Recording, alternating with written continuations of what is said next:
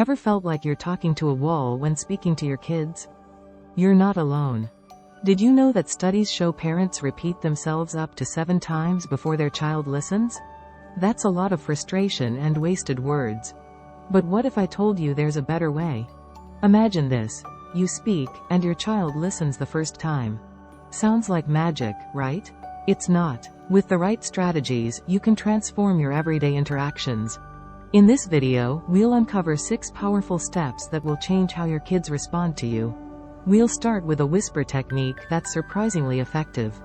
Then, we'll explore a countdown method that turns requests into a fun game. You'll also learn how engaging your child in decisions can make them more cooperative. Consistency in your approach will build trust, and we'll show you how to make eye contact a game changer. Finally, discover how the tone of your voice can work wonders. Stick around to see how these tips can save your sanity and make your home a happier place. Ready to dive in? Let's get started. 1. Magic of the whisper technique. Have you ever noticed how a sudden drop in someone's voice makes you lean in closer? It's not magic, but it might as well be. When it comes to getting your kids to listen, shouting might seem like the go-to strategy, but it's often counterproductive. Here's a different approach: whispering. Yes, whispering. It's all about creating an environment where your voice's softness piques their curiosity and commands attention.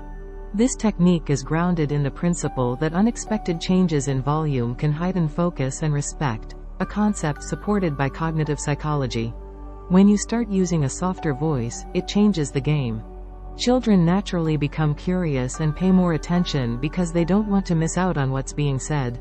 It's like whispering in a bustling room. Everyone around starts to hush, not just the kids.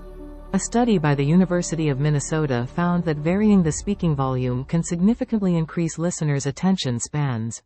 This isn't just about getting them to listen, it's about fostering a calm, respectful communication channel. Experts suggest making this a regular practice. Start your request with a normal tone, then gradually lower your voice. This method not only draws your child in but also calms the situation, making it easier for them to focus on your words without feeling yelled at. Renowned child psychologist Dr. Laura Markham mentions in her book, Peaceful Parent, Happy Kids, that when parents use a calm and steady voice, children are far more likely to give their full attention. It's simple yet effective. Next time you need their ears, try bending down to their level and whisper. Watch their eyes light up with interest. 2. The countdown conundrum. Now, let's talk about a technique that seems straight out of a rocket launch but works wonders in parenting. It's called the countdown strategy. Ever noticed how a countdown tends to build anticipation? That's exactly what it does to kids too. When you give a countdown, it signals that something important is about to happen.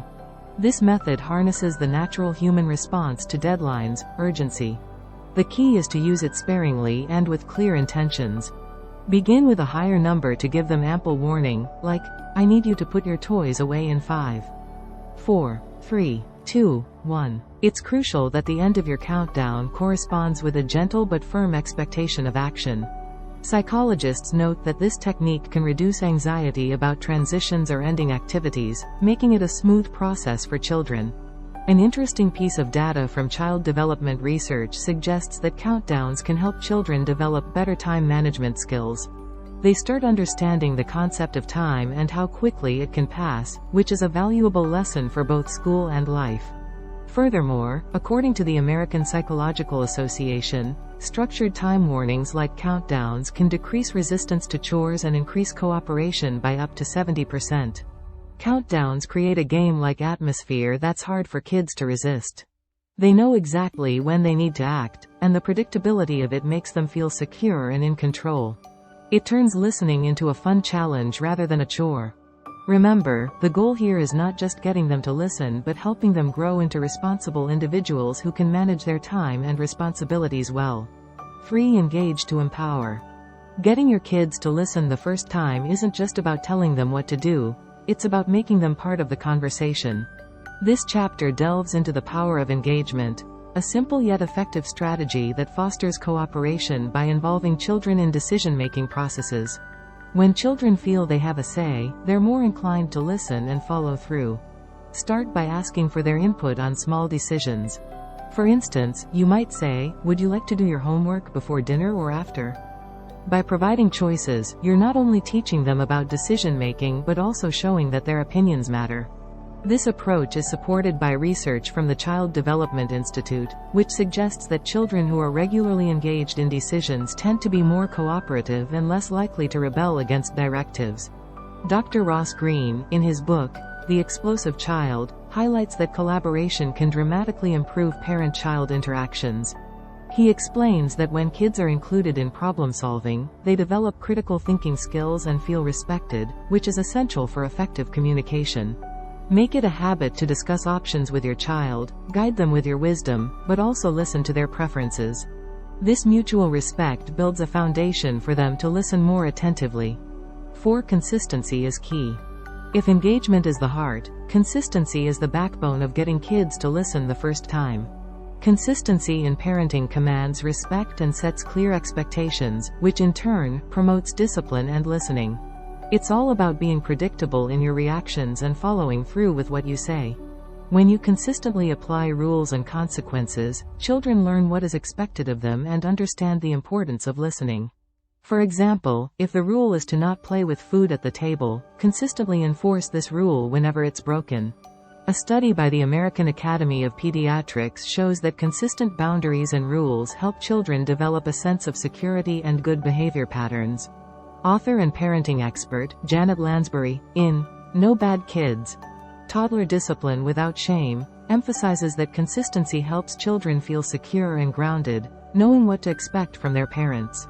She advises, be as consistent as possible in your responses and interactions, as this builds trust and understanding. This doesn't mean you can't be flexible, but the core expectations about listening and behavior should be stable and clear. Consistency also applies to positive reinforcement. Always acknowledge when your child listens the first time. This reinforces their good behavior and makes it more likely to recur. According to psychology, recognized behavior gets repeated, and consistent acknowledgement can enhance this effect significantly. 5. Eye contact connection. One often overlooked aspect of effective communication, especially with children, is eye contact. Encouraging eye contact is more than a basic skill, it's a bridge to deeper understanding and mutual respect. When you look someone in the eyes, it's not just about seeing them, it's about connecting with them on a personal level. Teaching your children the importance of eye contact can significantly improve their ability to listen and comprehend. It's a signal that, I am focused on you, and you are important. This doesn't just apply to children. Adults find meaningful eye contact just as engaging. According to a study from the National Institutes of Health, direct eye contact increases retention of information and aids in better listening because it reduces distractions. Start by practicing this at home. When giving instructions, gently remind your child to look at you. You might say, let's see each other's eyes when we talk. This simple practice can help make your communication more effective. Renowned educator and author, Dr. Patricia Porter, suggests in her book, Listen to Me, Please, that using eye contact helps children feel acknowledged and valued, enhancing their attention and willingness to listen. 6. Game of tones. The tone of your voice is a powerful tool in parenting. It can set the mood, indicate seriousness, and even control the flow of a conversation. When trying to get your kids to listen the first time, the tone you use can make all the difference. It's not just about what you say, it's how you say it. Using a variety of tones can help emphasize the importance of what you are communicating. A firmer tone for more serious matters and a lighter, playful tone for everyday instructions can help your child differentiate the significance of different requests. Research from the University of Maryland showed that children respond differently to varied vocal tones. They are generally more attentive and react quicker when the tone changes according to the context. Remember, the goal is not to instill fear but to foster understanding. For example, if you need immediate attention, a slightly firmer tone can convey urgency without scaring them. On the other hand, a cheerful tone when asking them to set the table can make the task feel more like a fun activity rather than a chore.